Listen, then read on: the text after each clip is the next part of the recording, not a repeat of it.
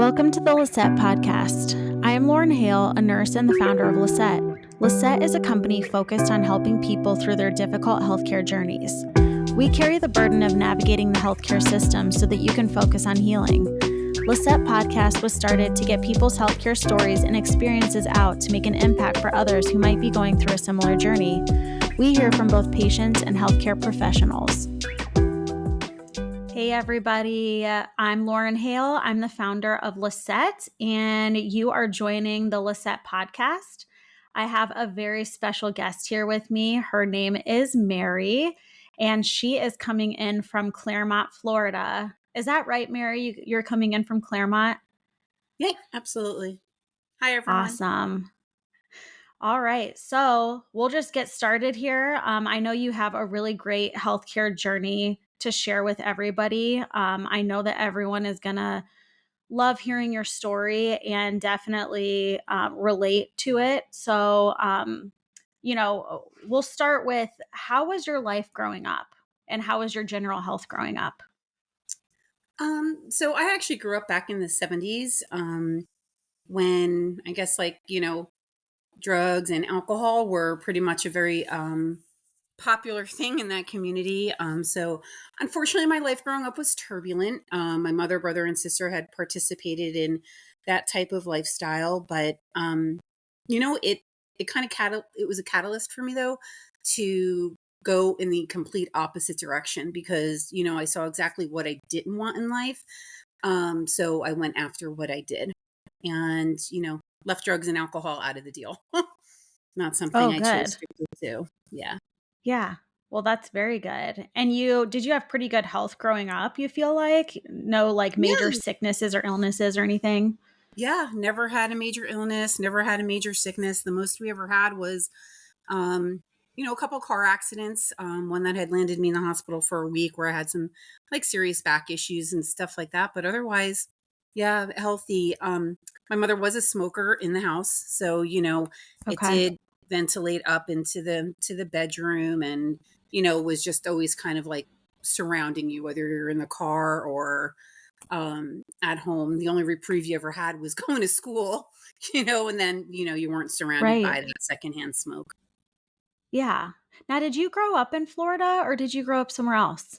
No, I actually grew up in New Jersey, a small little town Okay. called Kenilworth, 2 square miles. I graduated with a class of 103. So everyone Okay. knew everyone where I grew up. Yep. And then from there, we moved, after I had gotten married, we had moved to Pennsylvania. And we Okay. were there for 21 years. And then we moved to Florida, I guess, right before the pandemic hit. Yeah, 2 weeks prior. Okay. Oh, okay. So was it 2020 that you moved? Yes. Yeah, Okay. moved to Florida. Gotcha. And so how old are you now? And what did you do for a living or what do you do for a living? Okay, so I am 51 now. I will be Okay. 52 this December. So actually, I guess it was a 911 dispatcher and certified training officer for fire, EMS, police, and the sheriff's office with JNUT, dealing with like missing adults, missing children, different things like that. And after my father had passed away in 2016, it really, and I'd gone through a divorce, it really kind of opened my eyes to the shifts I was keeping, the hours I was working, weekends, holidays, and so much time away from my kids that I actually went in a radically different direction and went into business with modular units, commercial. I know it sounds so boring after doing 911, but I really liked the team. At the time it was temporary while I was trying to figure out what I wanted to do when I grew up. And, Mhm. but I really wound up liking it. And I, every 3 months, cycled into a new promotion and just kind of kept going up the ranks. And then they're the ones that actually offered me the job in Florida numerous times because I kept rejecting it, but came to me numerous Yeah. times and finally convinced me that this was a great place to be. And, so I was a customer success manager in Orlando, and had a team of over I guess like 38, 39 people. Yeah. And I really loved it. I loved the people. I loved dealing with the customers. So, and I Hmm. really liked working with my team, helping them grow, see direction, what they were capable of. Yeah, it was very Yeah. rewarding, even though it was modular units. It was rewarding. Yeah. Well, that's awesome. I that is like a huge difference. I feel like that 911 dispatcher job would be super, super stressful. Yes. So I'm sure it was a different pace for you, but probably a little less stressful. Oh, absolutely. And I had my weekends back. I had my holidays back. Oh, yeah. I got to Yep. talk to people that weren't, experiencing PTSD, because I think as a dispatcher, like, everybody has it, so, Oh my gosh. Yeah, I can just a imagine. corporate environment. You really care about each other. You have each other's backs. It's not that you're just all always so stressed out and it comes out. And so getting out of that Right. environment was probably one of the most beneficial things I've ever done, because it Yeah. it really just showed me how much stress I was under all the time, and I didn't want to be a mom of stress. So Mhm. that's when I took back control and said, I don't care what it is, as long as it's going to pay the bills, and I have my kids on holidays and weekends, we're good to go. Yeah. Well, good. I'm glad you did that. And then what what caused you to leave the job that you were in with the modular units? Was it because of your illness? Yes. Okay. Yeah. So I had, I don't know, do you want me to kind of start like what kind of happened there, or? Sure. Yeah. Go ahead and just tell me how it all started. So back in March of that year, 2022, I had started with these weird stomach pains that would be super severe. A couple of them put me into the hospital, and they diagnosed me with pancreatitis. And the pancreatitis didn't make a whole lot of sense for me, because, if you looked at like what would cause a person to get pancreatitis, I didn't meet any of the markers. I wasn't a drinker, I wasn't a smoker, I didn't eat a lot of fatty foods. So, but there it was, pancreatitis, and having to deal with Mhm. it. I was just getting remarried to my second husband, my most wonderful husband, David. And, it was the end of April was the plan. And I was extremely sick, even for that, and in and out of the hospital. And then on July 2nd, it was 4th of July weekend, my girlfriend next door had wanted to go out boating, and I was supposed to go with them. I hadn't, for days, I had been really itchy in different areas, but that morning I woke up so intensely itchy that like nothing was working. I was Benadryling it, you name it, nothing worked. I went up at the ER, and they wound up keeping me because my labs were so off. Um, July 4th, that night, and I went into the portal, the advent portal. I was still in the hospital. They had admitted me, and it showed that I had a malignant tumor on the pancreas. And so Oh my I was, gosh. yeah, I was in the hospital room alone reading this, going, wow, why would they even release this in the portal for a patient to see before a doctor sees it and would release it, right? So it was a lot to Absolutely. absorb. And I didn't want to freak anybody out. I wanted to kind of learn more about it. So I didn't want to tell anybody about it. But my son, who is in the military, was in the military at the time, was leaving for Germany that Friday, right? And now this is like a Monday night. And his wife was actually coming down to us from South Carolina, because I booked a girls' week with my daughters and everyone. So on a beach down in Fort Myers. So I had to call him. I didn't want him to hear it from anybody else. And I knew what the week was going to look like for him. So I had to call him. And I did. And I Mhm. just shared, I said, listen, bud, I said, don't know what this means. It could be like something so quickly, easy taken care of. I didn't want to panic him, didn't want to alarm him. I said, do not Google this. Do not doctor Google this. I'll get Yes. you information as I have it. But I didn't want my daughter-in-law to know it and him not. Like, it wouldn't have been fair. So Tuesday, they sent me for testing called ERCP and EUS, where, they put me under and they have to use a scope to go in. They wound up putting in a stent, and the doctor wound up waking me up, rubbing my hand, and he was looking at me and he's like, "Do you have anybody here with you?" And I said, "Well, no." Because they had transferred me from, and I apologize, I forgot to share this. I was at the Apopka Advent location and they had to transfer me to Orlando for the testing via ambulance. And I said, Okay. "No, but, I'm going back to my room, I'm sure, tonight." And he was like, "Well, we need to share with you that you do have a malignant tumor on your pancreas. We had to put in a stent in your bile duct." And he goes, "I am just so sorry." And I looked at him and the tears started. That's actually when it hit me. It was the first time I cried. And I just looked at him. I was like, "Well, what do you mean you don't know what that means?" And he's like, "Listen, I reached out to oncology. Tomorrow you guys will have a sit down, talk about like next steps. What else is there? We're going to send this out for pathology to kind of stage where you're at." And I said, "Okay." So, he'd explained it really well, was very compassionate. Back to a pop guy I went. It's like 6 o'clock at night. They pull me into the room and my oncologist, Dr. Jester, um, was there. He didn't need to be. He was off like an hour prior. Oh, yeah. Mhm. He stayed to be there for me for any questions or anything I needed. Um, on this journey, he didn't want me coming back to a room alone, not knowing anything after being told I had cancer. That's so So, nice. oh, it was incredible, Lauren. I mean, just I can't even tell you how much that meant to me. It would be impossible. And then as they turned the bed in my room. There's my son and daughter-in-law. My son canceled Germany, told his superiors he couldn't go, and it was a 3-week trip. Wow. Yeah, that very shocking to me actually that he did that. That was kind of a big deal, and but he was there. So, and there they all were. So Dr. Jester sat and talked with me and explained that they needed to do more testing, a PET scan, and other things to see where else this cancer may be, but that it's in the top 3 deadliest cancers because it's very fast moving, very like, it's just very fast moving.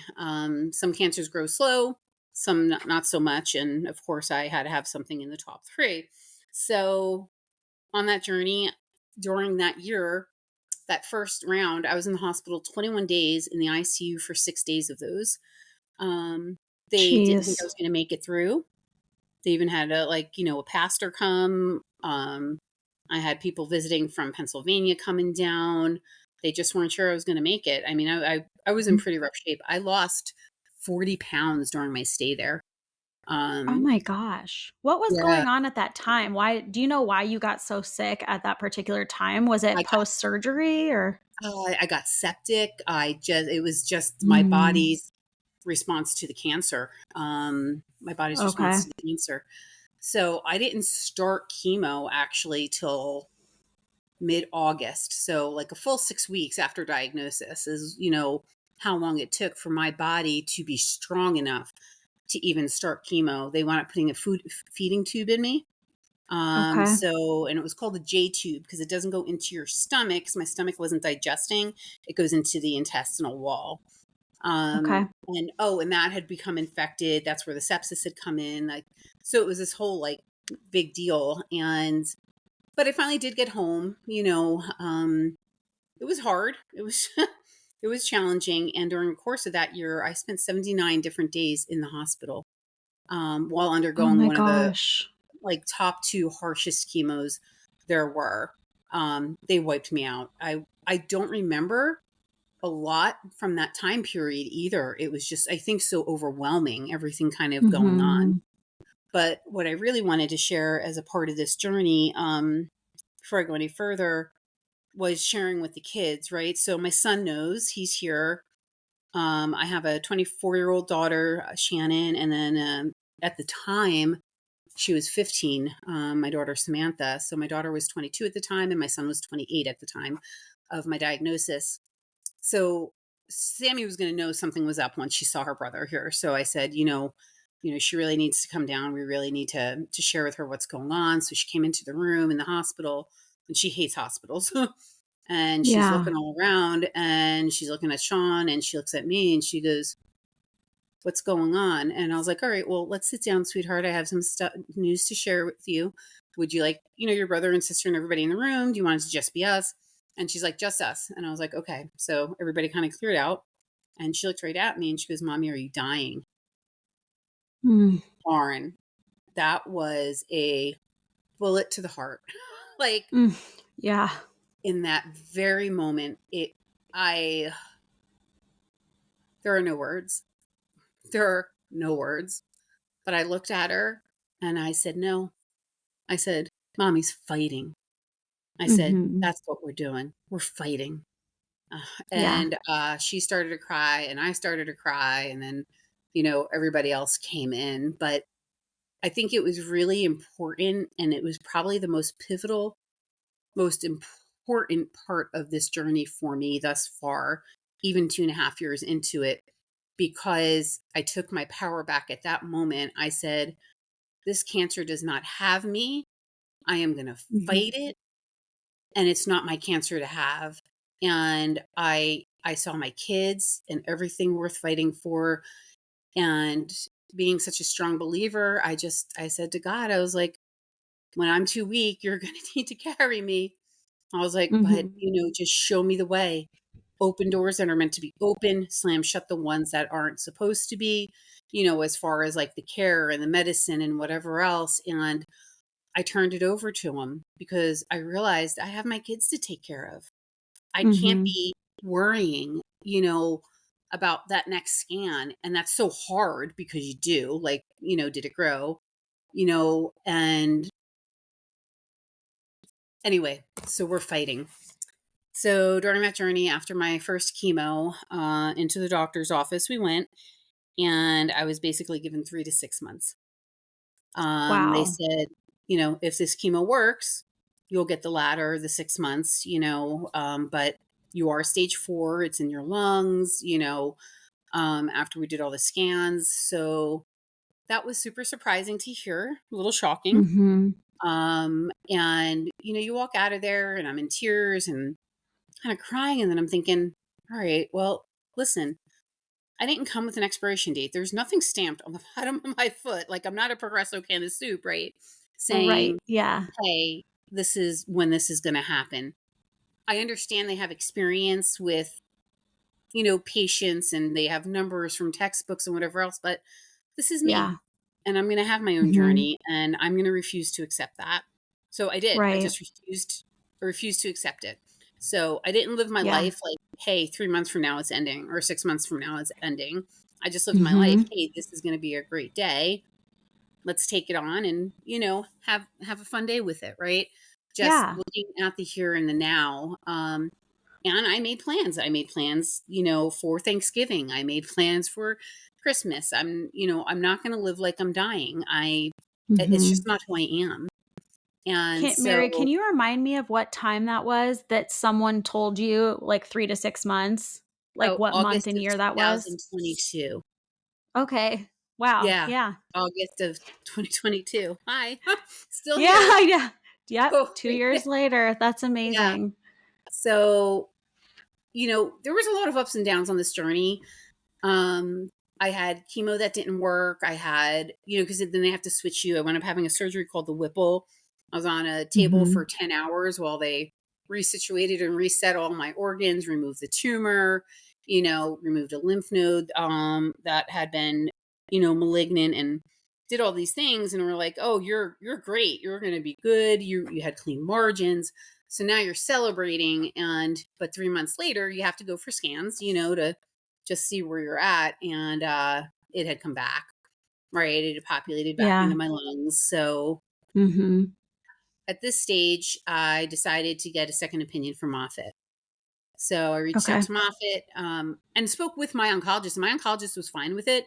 He's like, "I'm not a pancreatic specialist." And he knows that. Like, he's like, "And I've told you that from the start." Like, he goes, "I actually applaud you getting somebody else involved." He goes, "Because we can communicate together." And I really appreciate that about my oncologist, because they're not all like that, right? So Right. I got in with Dr. Kim, and, we travel out there. It's a 2-hour drive, my husband and I. And he was like, "All right." And he starts in and he was like, with ampullary cancer and blah, blah, blah, blah. And I'm looking, I said, I don't think you have the right chart. I was like, I don't have ampullary cancer. I have pancreatic cancer. My name's Mary. Oh my gosh. Yeah. And he's looking Oh at me. He goes, gosh. yeah, Mary Broda. And I was like, yeah. And he's like, no, no, no. You have ampullary cancer. You don't have pancreatic. And he pulls out the pathology report. They had ordered the sample themselves as well to do the pathology on it. Wow. And sure as heck, it's ampullary. So then he pulls up what I didn't have access to in the portal were previous pathology reports from when I had a lung biopsy, the Whipple procedure, and my initial diagnosis. All three of them said ampullary cancer. Not one said pancreatic. Oh my gosh. So Yes. nobody told you that this entire time? They didn't even realize it. It's like they never even read the pathology reports. So, and this is Oh my September of gosh. 2023. You're talking like a year and 3 months later.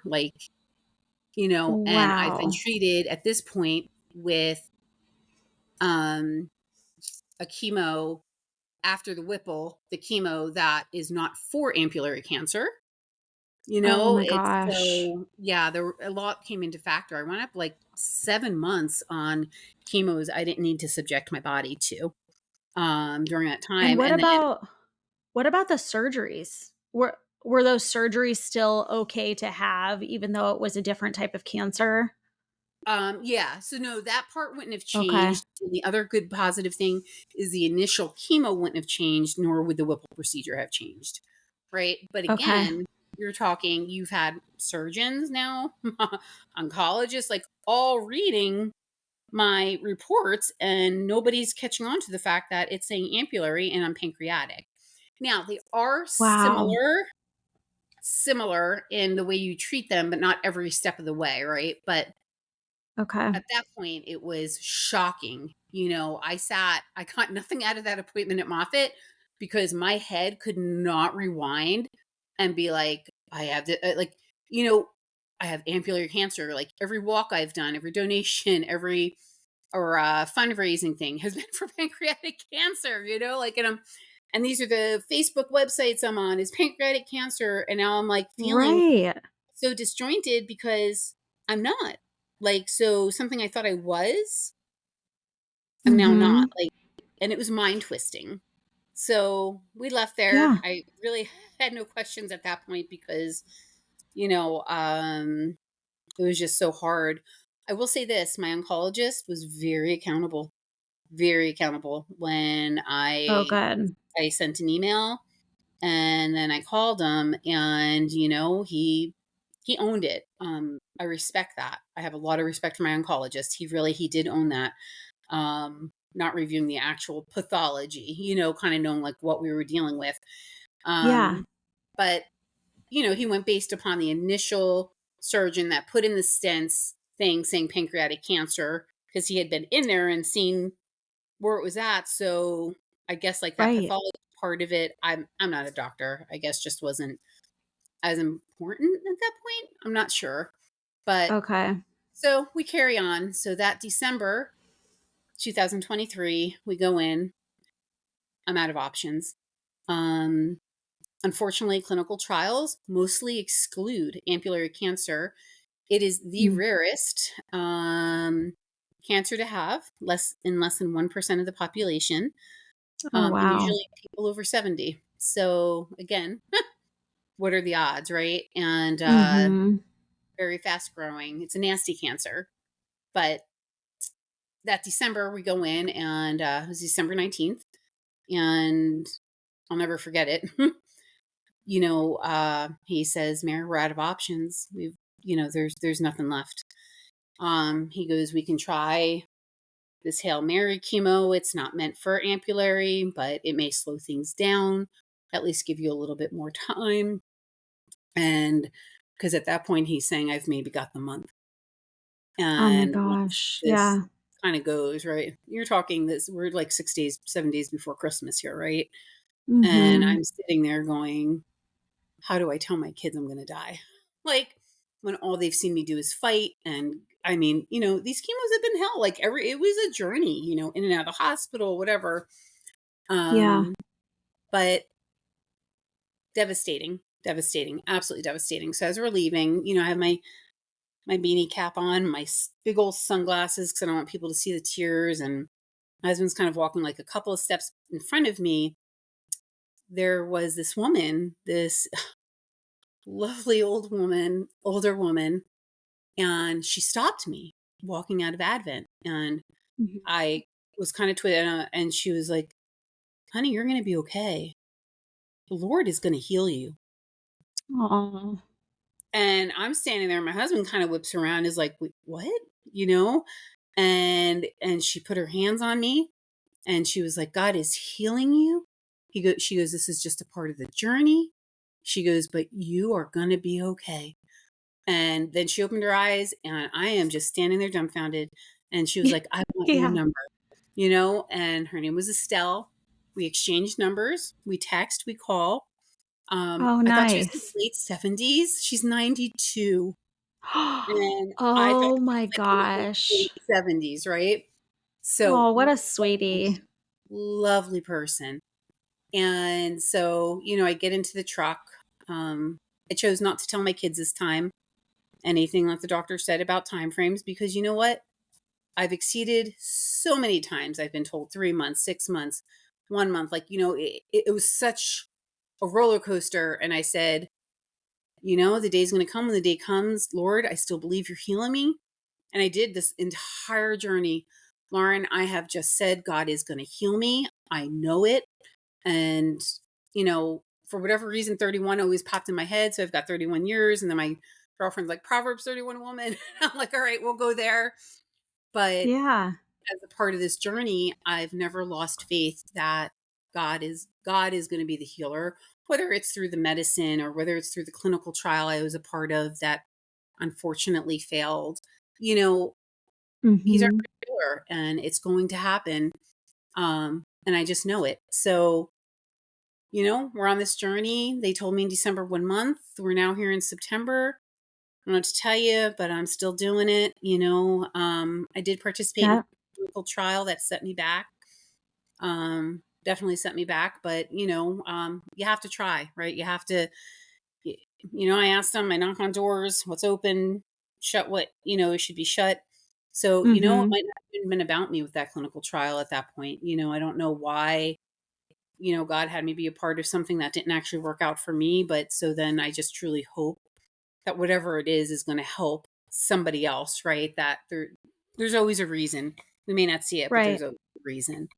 So yeah, that's Absolutely. that. And the great news being, um, my girlfriend had come in from Pennsylvania for 10 days. Her dad was a pastor. She came in the Wednesday before leaving. She prayed over me. I've had severe breathing issues for a few months now, where there's times Mhm. I stop breathing and then they have to get the rescue inhaler, and hopefully they get me going before we have to call an ambulance. And I mean, Lauren, I didn't even have a voice. I couldn't talk.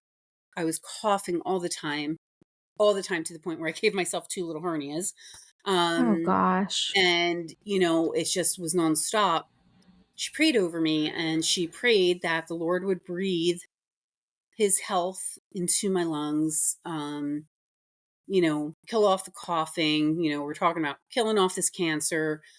She prayed, she prayed, she prayed. That was the first night's sleep in over 2 months that I had, where I slept till 5 in the morning without coughing. I mean, I was coughing all the time, even during sleep.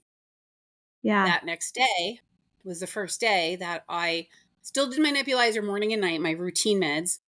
I didn't have to use a rescue inhaler that I had become dependent upon 2 or 3 times a day. Wow. And That is my breathing amazing. has been impeccable until I came across a German Shepherd that put me into a bronchial state because of all the fur. But Gosh. I Yeah. have had no breathing issues.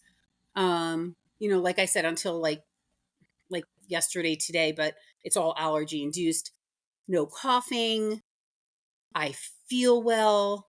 So I go for my CAT scan, Yeah. and it comes back, and 3 of my biggest tumors have shrunk to almost half their size, Oh my and gosh. in my lungs has reduced. And I am only on that Hail Mary chemo, which is only half a chemo. Technically, it only has like 2 of the 4 drugs, and it's only at Okay. an 80% effective rate because of toxicity concerns with all the chemo and everything I've had in my body. Gotcha. And the doctor's like, I can't explain that is a significant reduction in just 4 treatments. And I said, I can Wow. explain it. I said, that's my God moving. I was like, that's God getting me to breathe, Yeah. and Lauren, I don't know, we're on this journey. This could be a 10-year journey. This could be a 5-year journey as far as being, healed from the cancer itself. Or maybe it's something, for this lifetime, for the next 31 years that, God and I agreed on.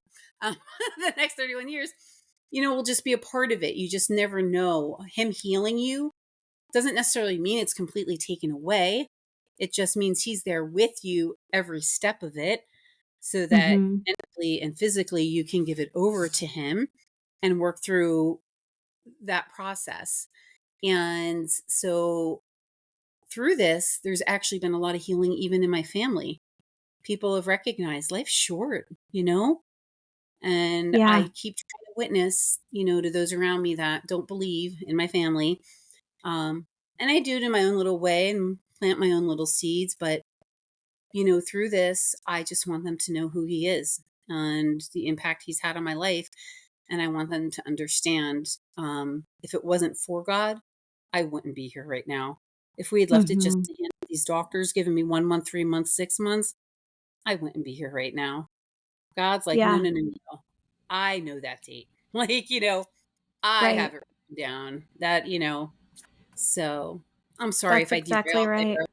It's just, No, that's you know, amazing. it's I'm happy to hear that, and I mean, that gives other people hope because I think personally for me and listening to you, I don't know what hope I would have without God right. and Jesus, and so that's amazing, and I feel like your story is amazing, your drive, your hope, everything about you. I mean, I've been a nurse now for, let's see, 11 years. And I can see how that hope and drive keeps people alive. And that, Yes. giving up and not having anything to hope for, it doesn't do much for them. So I'm proud of you. And I feel like, Thank you you. bring joy to my life. And I think that you do that for so many other people. Well, this journey, Lauren, it's not about me, right? The impact on others is just so great. And you have to be Hmm. cognizant of that. And Lauren, you know what? I'm still a mom. I'm still a wife. I'm still a friend. Cancer cancer doesn't define me. I am Hmm. still there for the people in my life and others. And you have to be. You have to bring that with you, the joy, and find those silver linings. Don't be Right. defeated. You know, Yep. God's got us. Absolutely. And I think he shows us, I sh- think he shows us even more powerfully who he is in times like this. My daughter the other day, Mhm. my 24-year-old Shan, the other day, she was brought up in church and then, walked away and is now very angry with God with what all mom's Yeah. going through, Mhm. to the point where I could not ever bring him up. And she said to me the other day, Mom, she goes, if he's really willing to give you 31 more years, now this is now her identifying that there is a God. And she goes, then I am all in. She goes, I'll do Oh. anything he wants. And I'm thinking, seed planted, like Yep. those are the moments you Absolutely. celebrate. Those are the moments you celebrate. Yep. So I think what you're Absolutely. doing is wonderful. Just, Well, thank thank you you. so much, Lauren. I listened to the first podcast, which was so wonderful, by the way. Thank you. I just think on this journey, there's so much to learn, to share, to be a part of. And I just thank you for allowing me to be a part of your journey and what you're doing, because I think you're going to do great things with it. I really Well, do. thank you. I appreciate it. And I think it's it's hard and it's vulnerable to share your healthcare journey and your story, but I think it gives some kind of purpose, like what you were saying. Like sometimes you question, like, okay, why did I do that clinical trial that didn't do anything? Or why is this happening to me? And I think sometimes sharing with other people gives you some kind of a purpose. And I know that there is a greater purpose also that, like you said, maybe we just don't see it. But I think Right. people are going to relate with what you're going through. I think everybody knows someone with cancer, and we all hear these Yep. stories, and just like how you went through, and they thought you had a certain type of cancer and it wasn't that, but it was this, and you kept pursuing and getting the right treatment. I mean, I've heard that story from several people. So I think people relate. It gives them comfort to know too that they're not the only person going through something like that. Right. So I That's appreciate very you sharing this. absolutely. So right now you're taking the chemo. Is that like an injection, or is that oral medication that you're taking? No, so I actually have a port placement on the right side of my Okay. chest. So what they do is they access the port, and on day one, I'm there for about 6 hours. Right. I get the first medication, a lot of pre medications, and then they send me home with a pump that's connected to the port, and that pump is now continuing additional medicines, and then I return on Thursday to have it removed. So I'm Okay. basically getting a 3-day chemo, and then they do that every other week. And then Okay. prior to giving you the chemo, they run all of your labs just to ensure like your body's in a position to accept the chemo. So, and I go over to the infusion center in Apopka at the Okay. Advent And Center. how do you feel after getting that chemo? Oof. You know what? Not as bad as all the others, so I won't complain, but it wipes you out. It wipes you out for sure, Yeah. and you get the nausea effect. I think the worst part of this one is the neuropathy. So I can't touch anything too cold. You know, uh, my feet kind of feel like balloons wrapped in rubber bands at times. Mm. But I think the worst thing, oh my gosh, Lauren, ice cream is the perfect food to me. Have it every day of my life. I Yeah. can't eat it anymore because it's too cold. So Oh no, I that's swore I will terrible. complain. There Yeah. I'm looking for a little self-pity, but, Right. yeah, so I think, like, that's the worst part of it is, like, I can't eat ice cream. Isn't that terrible that I say that? Oh my gosh. Um, No, it's not terrible. That's something you look forward to, so it totally makes yes. sense. Yeah, so but, that's really the worst part of it right now, is the neuropathy and just feeling very lethargic, but each day further out from chemo, you feel better each day moving forward. So it's a small price to pay for life. So I'm just grateful. Mhm. Every morning I'm like, God, my feet are hitting the ground. Thank you, Lord. I'm good. I don't care if they feel like Right. rubber band balloons. We've Right. got this. It's a good day. Absolutely. Well, that is definitely a positive outlook, and I feel like, yeah, you can either go one day or one way or the other, and it's Yeah, like, am I gonna choose to just complain about these things, or am I gonna choose to just be grateful that my feet are hitting the ground and I'm able to walk around and breathe? So, right. I applaud you for doing that. Yeah. So, when is your So next CT scan? I actually don't know the answer to that. It's usually every 3 months, but Okay. with the conversation coming up of, hey, do we now up this maybe to 100% effectiveness? Do we layer something else on? Or are we still in the same position of, hey, let's just stay the course, right? Because of toxicity issues. Yeah. Um, it he's the type of doctor that would be, all right, listen, if we're going to do this, let's check it in 2 more sessions, which then would be a month. But on average, it's 3 months from your last. So should be Yeah. November, but we'll Okay. see. We'll see. Gotcha. All right. How do you think?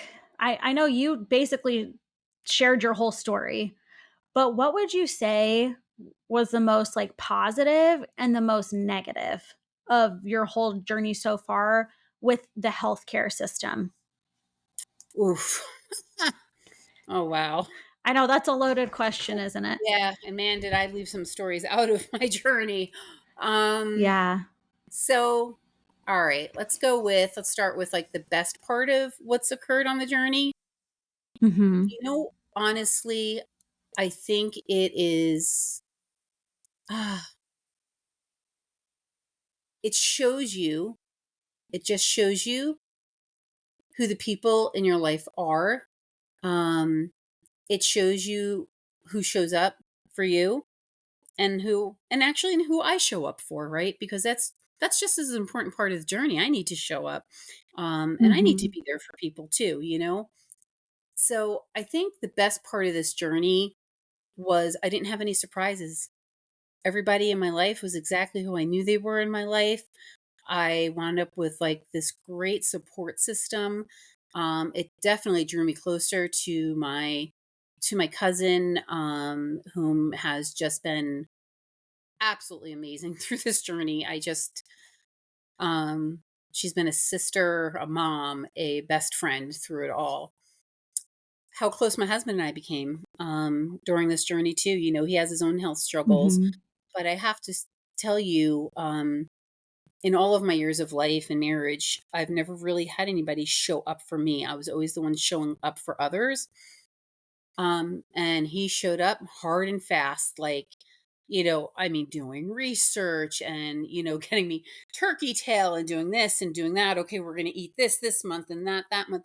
Like, he was just so immediately like, I've got you. He went to every doctor's appointment. If I didn't have the strength to kind of like not combat, but maybe communicate something different as far as treatment or like just have that conversation, he was right there. He was on top of it, taking care of me. So I Yeah. think it was seeing who showed up, like, and it just showed me whom that, thank God that the people in my life were the real people in my life. Yeah. So I That's loved that part of awesome. the journey. And I think my kids got closer. That was huge. My kids Like with became each other, they got closer with yes. each other. Okay. Yep. Yeah, absolutely. And that's what every parent wants and needs to see. Mhm. So that was a Yep. beautiful part of the journey. So sorry, I know it's a few things, but they kind of No, all it's come together. okay. And I think the Yeah. toughest part of this journey has been the ability to trust again after being misdiagnosed. I Mhm. think it's definitely a part of it. Um, the hospital stays that I've had, breakdown in communications between doctors, and nurses, and, just having to advocate for yourself. It's kind of amazing in the healthcare system, especially today with the way technology is, that so many mistakes can still be made, whether it's, given the medication, timelines, whatever it may be. Actually, I had a doctor Yeah. come in and think I was a different patient than what I Oh was, gosh. and Yeah. start talking about things that were pretty scary. You know, my daughter Oh actually my wound up throwing gosh. him. My daughter actually wound up throwing him out of the room. My daughter kicked him out. My Yeah. Shannon, my 24-year-old. It Uh-huh. got to a point where she was like, she goes, we're done. She goes, we do not want you in here. She goes, get out. And the guy comes at me, and I just sat there and I was like, what she said. Yeah. She said get out, so do it. Yep. She was My done. She gosh. she wasn't taking it. She wasn't having it. And man, was I proud. I know. But I was very proud of her. I was very proud of her. But yeah, I think that's probably the worst part of the journey is just having to advocate so hard for yourself because there's such a disconnect and it can be so disjointed um when you're in the hospital as far as the information of what the nurses have or what the doctors have or what's Mhm. what, and constantly having to follow up on that can be very exhausting. Yeah. So I think that that's probably been one of the worst parts of the journey, because when I came out of the Whipple procedure, they put me into a room and you're automatically supposed to be on a drip. I mean, it's painful. You're cut open from Right. chest to past your belly button, like that whole, I mean, you're like filleted on the table for 10 hours. Oh my gosh, yeah. And when we got back to the room, there was no pump. There was no order for pain meds. The nurse had nothing, wouldn't give me anything. What? Oh my goodness gracious. It turned into this big 3-hour ordeal where they finally grabbed the surgeon. They had to bring it up from the OR until everything got settled. I'm crying in pain. Like, it's probably the worst pain I have ever gone through. And there were, like, I couldn't take anything for it. Now I'm getting sick because of the pain and just like the, you get like the gastric issues and whatever else. I mean, they just cut half my stomach in half, took my spleen, did a few things. And Yeah, but just a couple don't things. have pain medicine ready for me when I get to the floor. So That that is was, crazy to me. yeah, that was quite the debacle. And I'll tell you, I think I have never seen my husband so heated. I was like, whoa, but thank God. I mean, because man, did he battle and fight. And the nurse was just Yeah. so like, la di da. And I'm like, no, not la di da. Do something. My Please do gosh, something. yeah. She's Yeah. not the one in pain, you are, so Yeah. So, there's been a lot along the journey, but you know what, Mhm. Lauren, at the end of the day, you get through it. You do. So you can't get discouraged because it's just temporary in time and things are going to Yeah. change and they're going to get better, you know, and they do get better. Even when there are times where you feel like nothing will, it does. You just have to look for it and you have to give it the time it needs to flourish, to Mhm. present itself. But you know, life is good. Listen, it's been 2 years. I was told 3 to 6 months, and I'm still here Mhm. over 2 years later. We're good. Yeah. Like we've got this. Yep. Like I'm not going to stop praying, and I have prayer warriors all around me, and that's just it. I'm just not going to stop believing. Yep. I'll be Well, here in it's 31 years in a rocking chair. okay, good. We'll redo this podcast in 31 years.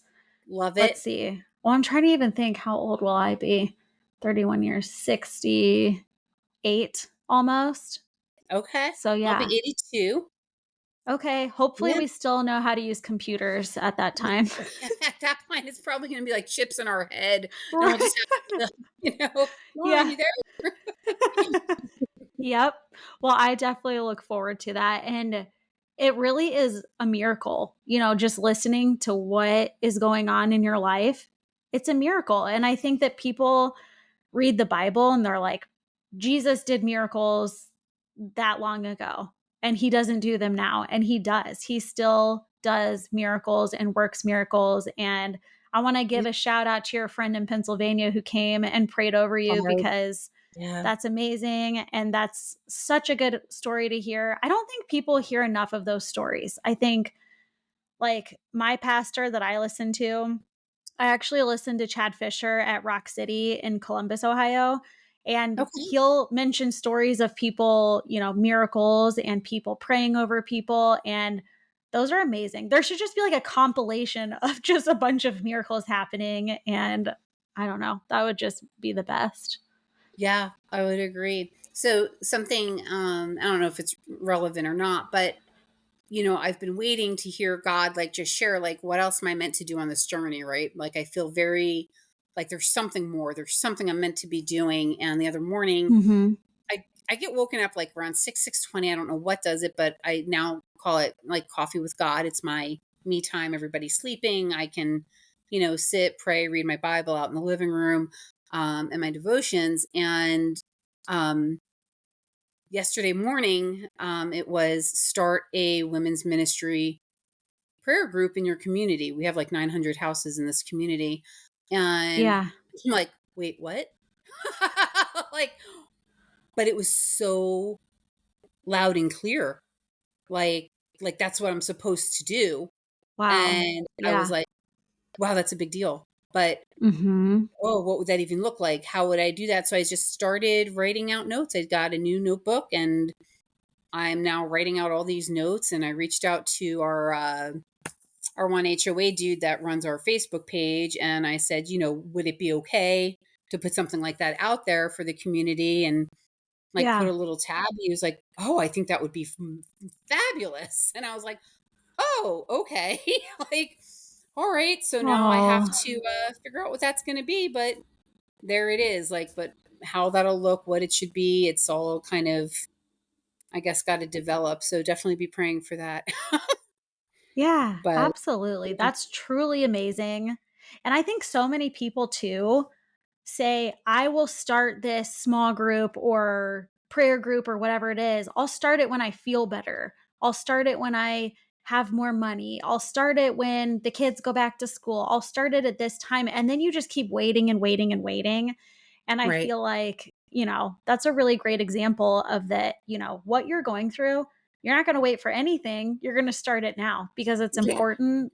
God clearly told you to do it, which doesn't happen a lot. I think that there's certain times in my life, maybe a couple times that I've heard something from God that it's like, "Oh wow, I need to do this right now." But it's not Right. often. And so that's pretty cool that you heard that and that you're doing that. Yeah. And it was reiterated this morning. So it's all over it. So I'm like, all right, do I feel qualified to do that?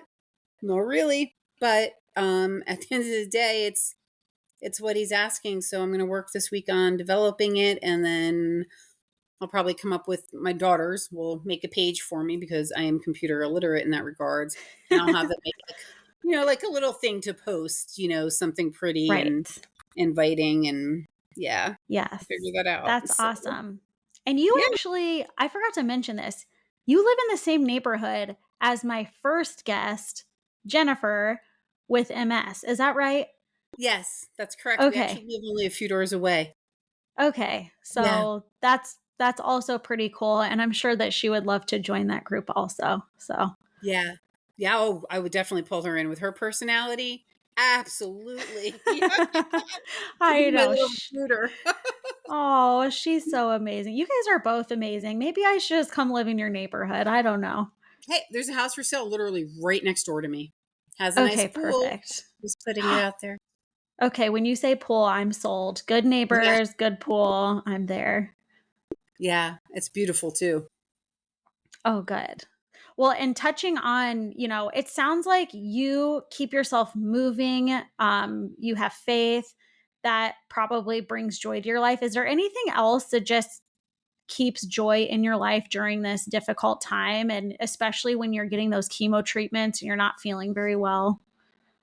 Um, the relationship with my daughters, very close to them. They can be Mhm. very silly and very wonderful. That brings a lot of joy. We'll play games together and that time spent, I think, intentional time spent, because Mhm. it's become very intentional and it's wonderful. So, and my dogs. I know that sounds so silly, my cats and my dogs. But we have one dog, Aw, Rex. He's that that's sweet. just turned 3. He's an Aussie Doodle. Oh my goodness, just he is such a little lover. And then Loki, who's 9, he was a rescue. He looks like a little keg barrel. And our 3 cats, like they're just snuggled up. And so honestly, it's Yes. the simplicity, right? So it's the relationships in my life, with the Mhm. people and with the animals. And Yeah. some days the animals feel better than the people. But Right, they can't talk, so sometimes that helps. right, right. So yeah, I think it's those little things that actually bring me joy. Those are the things I like to do. And I like Good. surprising people with things like little gifts. I'm an Amazon junkie. Yeah. I really am. It's like Christmas in July in my house all the time. But it's when somebody special does something for you, or I like to just send off like just a little thing from Amazon, like whether it's a little rope bracelet or whatever, just Yeah. to surprise them and make them feel better about kind of like what they're going through. So Yeah. that brings me joy too. I like doing stuff for others. I like seeing people Oh, smile. yes. Yeah. That's so nice, and I think it means so much. I think a lot of times too, we think like, Mary's going through this really, really big thing, and my little thing over here doesn't matter. So I think you doing that for other people shows too, like your thing also matters, even though you might think it's really small. It means something to me and it means something to you. So Yeah. that's really cool that you do that. Oh, I like the perspective you put on that. That was awesome. Thank you. Yeah, well, it means a lot. You ask me how I'm doing, and I don't feel worthy. I'm like, she shouldn't ask me how I'm doing, but it's true. You just still you care about people. You're still allowed I to care do. about people. Yeah, I do. And I want them to know that. And I want them to know it's okay to lean on me. They can't be like, oh, I Mhm. want to call her, but she's got cancer. Who cares? Cancer is not going to interfere, I promise, with whatever you want to share. Right. I'm still me. The thing it limits is because I don't work outside the house anymore. I just don't have as much conversation to bring to the table. So it works out great because I can do a lot of listening. But Yep. when your days aren't filled with working and adulting and whatever else, it's hard to find conversation sometimes. How you doing? Oh, great! I folded 10 loads of laundry today. Like, yeah. I wish I had a Mhm. little bit more to bring to the table in that respect, but I guess that's what God's going to do now with the women's ministry thing. I Yeah. guess I will be adulting. So be careful what you pray for.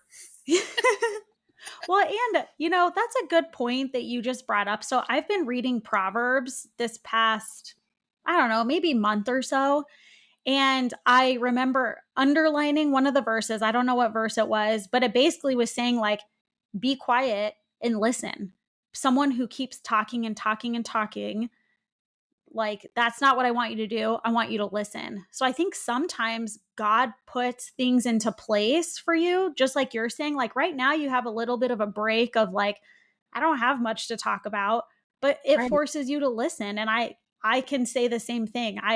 Every time I get done hanging out with someone, I'm like, I think I just talked too much. I didn't listen to anything. So then God forces you, like, you need to be quiet and you need to listen. So I mean, it's kind of cool when you can take a break like that and do what the Bible tells you to do. Right. Right.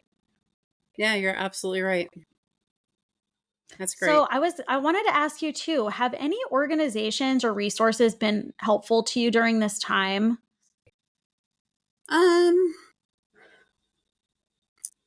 so I mean, I reached out to like the initially when I thought I had uh the sorry, pancreatic cancer. Sorry, lost my Yeah, words no, there you're for a moment. fine. But It's okay. I had reached out to them, but not really. But I don't know if it's just more I didn't do enough research or reaching out, or whether or not just with where I was at, the needs just didn't align. I would say Right. what's been helpful was the clinical trial people at NHS. They were definitely very helpful in trying to help me identify, clinical trials that I could potentially be a participant of. Um, I will say Claremont has a cancer organization, and it's I wish I could remember the name of it. I think it's the Greater Claremont Cancer Foundation, GCCF. Okay. When I first got diagnosed that Christmas, they brought over presents for my daughter. Very sweet. I mean, and Oh my gosh, that's so thoughtful, nice. thoughtful presents. I mean, beautiful. And they give $1,000 a year scholarship for college, Oh which my wow. older daughter, Shannon, has now received um, this year for her school year. So I think That's that that's awesome. wonderful. And they meet like once a month. I haven't been able to participate. For whatever reason, I'm literally always sick, either whether it's the chemo or something hits and I can't make the meeting. But I think they're a great support system that I just didn't get to utilize as much as I would have liked to. Um, Okay. but other than that, no, not really. No. Okay. And you mentioned the clinical trials at NHS. What is NHS? Can you remind me what that is? NHI, National Health Institute. Oh, NHI. Okay, gotcha. I Sorry, just wanted NHI, to my bad. Um, Nope, no and so worries. if I wanted to you jot that down. Yeah, so you call them and they go through like a litany of questions to kind of really like focus it and narrow it down. They've come across a few for me. Unfortunately, again, Ampullary gets cut out of so much. So even Yeah. if it doesn't say it on the thing, as soon as you call and talk to a coordinator, they're like, "Oh, Ampullary, sorry, we can't help you."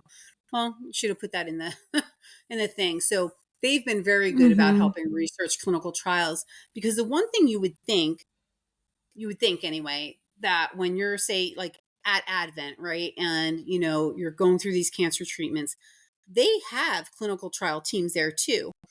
And the head guy is supposed to be researching clinical trials from like all over, based Mm-hmm. upon, even the patients that Advent has, right?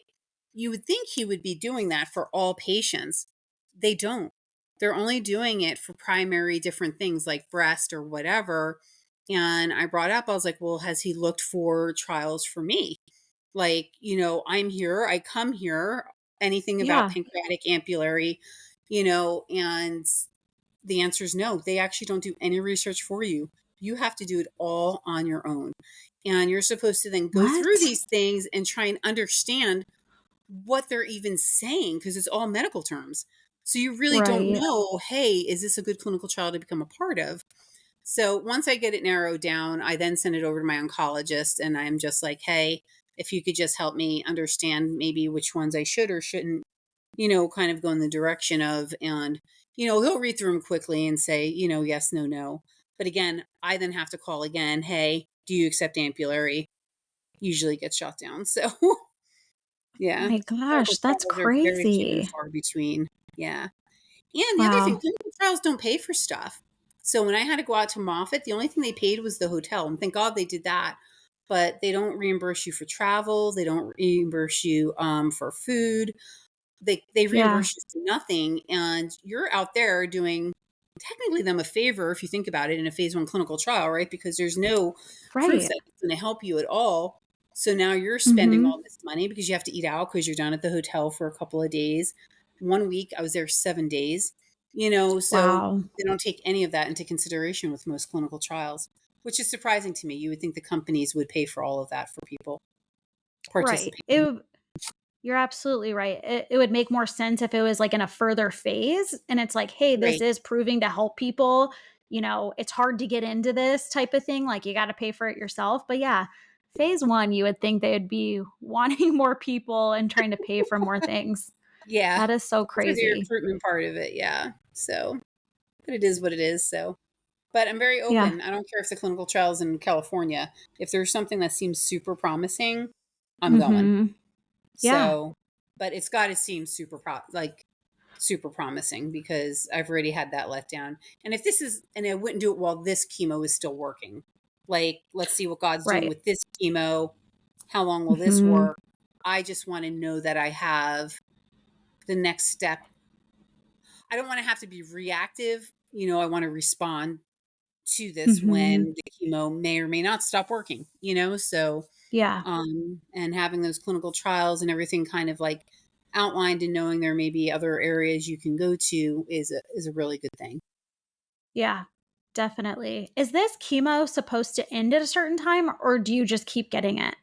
You keep getting it. Normally most chemos are like 12 cycles, but for me, we're just going to keep giving it to me until my body, I like, either it stops working or my body rejects it or becomes too toxic.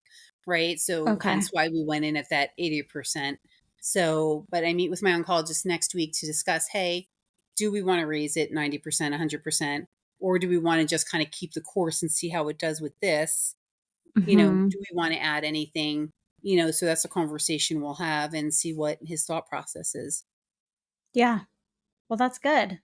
I definitely want you to keep me updated and I can keep the listeners updated and things like that. So, Absolutely. yeah. Is there anything else you'd like to share, especially with people who've just been diagnosed with cancer or who have cancer? Is there anything that you want to say to them? Be hopeful. You know, um, Everybody has something, right, that in life is going to come their way that they have to deal with. And unfortunately, the battle of cancer is a very difficult one, but it's also one that, if you look for the silver linings upon the journey, can bring a lot of joy into your life as well, especially the significance of relationships and how those can deepen. I would say never give up hope. The doctors only know what they know in a limited capacity. And what you have one doctor believing and knowing in Pennsylvania may be something different than what you have a doctor knowing and believing in California based upon like their educational background, right? And you don't know what statistics they're pulling from, but you yourself are not a statistic. You are a human being that God has created, and only God knows, what length of time you are meant to spend here on earth. So do not listen to that. Do not ask, how long do I have? Don't ask it, because then you're going to live to that, right? You want to live as though each day is going to be a beautiful, wonderful day. It's yours to take a hold of, and you're here. Don't worry about what hasn't happened yet, because there's so much they'll tell you and then it doesn't happen, right? So just be filled with the joy of today and know that you're loved, and the people in your life that show up are going to be your people. And, be there for others too. Don't ever stop wanting to do for others, because if you give up on others, you'll give up on yourself, and you don't want to do that, because you got this and you're stronger than the cancer. And God has a plan on this journey. So keep your eyes looking to Him. He will pull you through this. And on the days you feel weak, it's okay. Cry, let God pull you through that. But something I always tell my girls, I was like, in life, you're going to get knocked down. That's why God gave us the bubble butts that He did, right? I said, because, you get knocked down, you're going to bounce right back up.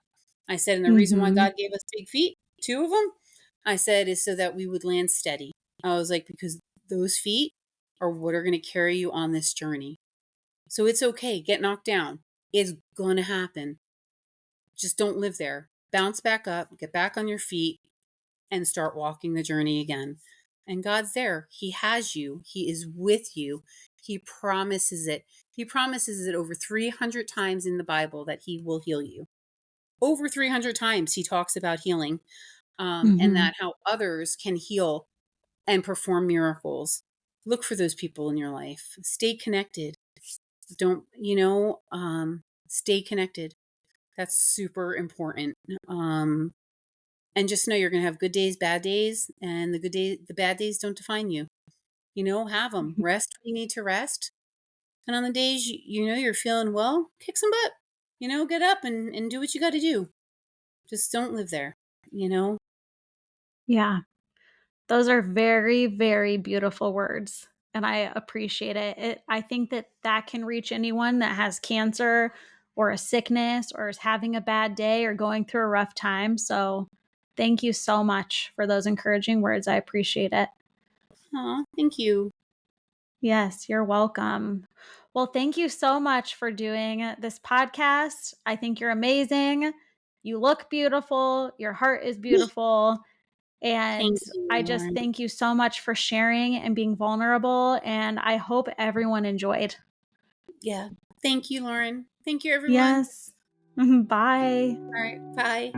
If you have a healthcare story you'd like to share and would like to be our next guest on our podcast, head on over to our website, www.LahSET.com. That's www.lahset.com, or you can email us at info@LahSET.com. Thanks for listening, everybody.